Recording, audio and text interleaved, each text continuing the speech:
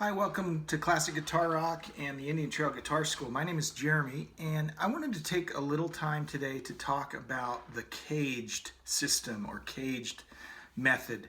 CAGED is an acronym. It stands for C, the chord shape, C, A, G, E, and D. CAGED. So that's what that refers to. C, A, G, E, and D. And not necessarily those specific chords, but the shapes of those chords, right? When we learn to play, typically we learn what I always called the cowboy chords, right? All those open string chords. The C, the cowboy chords. Well, we use those cowboy chords in this CAGED system. And in my mind, CAGED is really about two things. It's about understanding various chord shapes across the neck. It's also about understanding various clusters of notes across the neck. So you will hear people talking about the CAGED system referring to lead playing and to rhythm playing. And we could go really in depth. We're not going to go super in depth here. I think of it like those 5 pentatonic patterns that we all learn, right? We learn that first shape. This one we all learned, probably in the key of A. And then we learned those other shapes that came after that, right? And then eventually we know all 5 of those boxes, and the idea then is that we can visualize usable notes across the neck. Well, CAGED does exactly the same thing, only instead of using those scale patterns, we're using chord shapes, okay? And then we can, once we get comfortable visualizing these chord shapes across the neck, we can use them to play chords, right, for our rhythm playing, but it also is helping us identify usable notes that we can use for our lead playing across the neck as well. So we'll do some more lessons on this, but I wanted you to at least understand what CAGED means. I know several years ago, the first time I've heard of CAGED, I'm like, what the heck is that? I had no idea what that meant. So I guess we're just trying to kind of demystify it a little bit here. So let's start with C.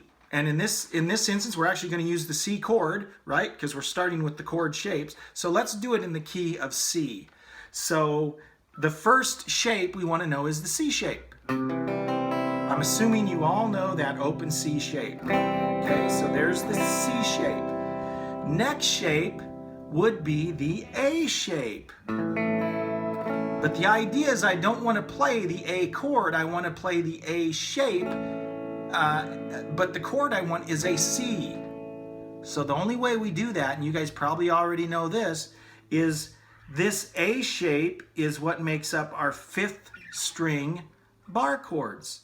So the A shape then for C would just be this familiar 5th string bar chord of C. So I'm at the 3rd fret. My root is right here. And notice this is important because these shapes overlap just like our scale patterns overlap, okay? So the root in this shape was right there. And then using that same root, I shift up here to the A shape. There's the A shape. C, A, now G.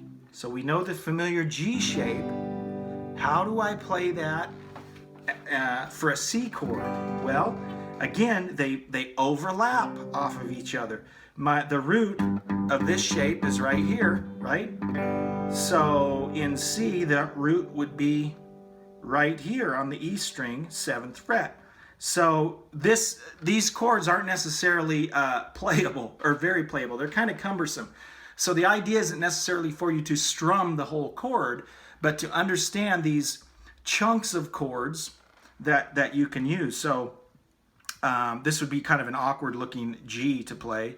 But there's my G shape right there, but then I have to bar up here. So there's a C, another C using the G shape. Okay, and notice it's overlapping with that last A shape because I'm using the back side of that A shape chord. So there's the G. Okay, what's next E, note where my root is, same root, but now I'm the E shape, which is just the E shape that we use for bar chords, right? So now I'm doing the E shape at the 7th fret. I think I'm out of tune a little bit, okay? That's the last, or the E shape.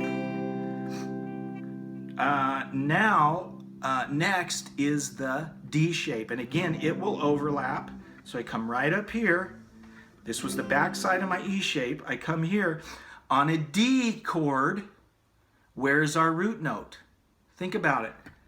It's the open D. Okay, so it's on the 4th string. It's going to be the same thing here, right? So there's our root, and then we have to play this D shape. Again, kind of cumbersome. Okay, the idea isn't necessarily to strum these as chords, but to visualize the pattern.